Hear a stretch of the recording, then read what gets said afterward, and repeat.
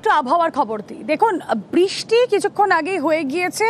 যতক্ষণ আপনাদের সাথে কথা বলছি তখনও ঝিরঝিরে বৃষ্টি পড়ছিল, কিন্তু এই বৃষ্টি হওয়ার পরেও না ওয়েদার যে খুব মনোরম হয়েছে তা কিন্তু না।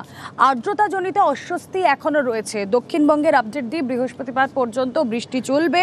ঝড় বৃষ্টি হলেও এই আর্দ্রতাজনিত অস্বস্তিটা বজায় থাকবে। বীরভূম, নদিয়া, মুর্শিদাবাদ ঝড় বৃষ্টির সম্ভাবনা বেশি। সোমবার কলকাতা সহ দক্ষিণবঙ্গের সব জেলায় ঝড় বৃষ্টি।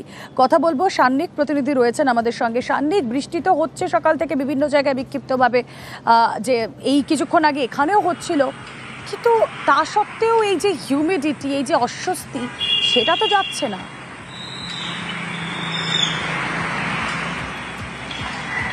একেবারে সকাল থেকে আকাশ তো একেবারে অন্ধকার করে রয়েছে, রোদ তো উঠছে না, কিন্তু সেই অস্বস্তিটা কোথাও কি এখনো পর্যন্ত কিন্তু কমছে না রুমেলা। কেননা সকাল থেকে আমরা দেখছি মাঝে মধ্যে বিক্ষিপ্তভাবে এক দু পশলা করে বৃষ্টি হচ্ছে, কিন্তু এই রকম পরিস্থিতি, এই আর্দ্রতাজনিত যে অস্বস্তি, সেইটা কিন্তু থেকেই যাচ্ছে।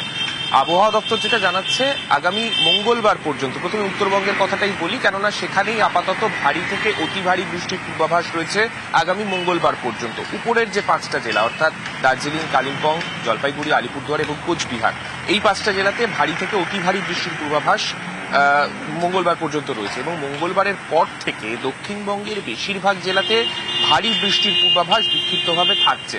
তার আগে পর্যন্ত বৃষ্টি চলবে, তবে ভারী বৃষ্টি নয়, এরকম মাঝে মধ্যে এক দু পশলা করে বৃষ্টি চলবে।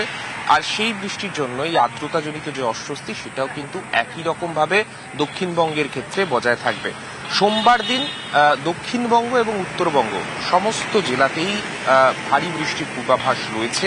তবে দক্ষিণবঙ্গের দিকে জেলাগুলোতে হালকা থেকে মাঝারি এবং বিক্ষিপ্তভাবে বৃষ্টি হতে পারে, তেমনটাই কিন্তু বলা হচ্ছে আলিপুর হাওয়া অফিসের তরফে। রুমেলা। বেশ।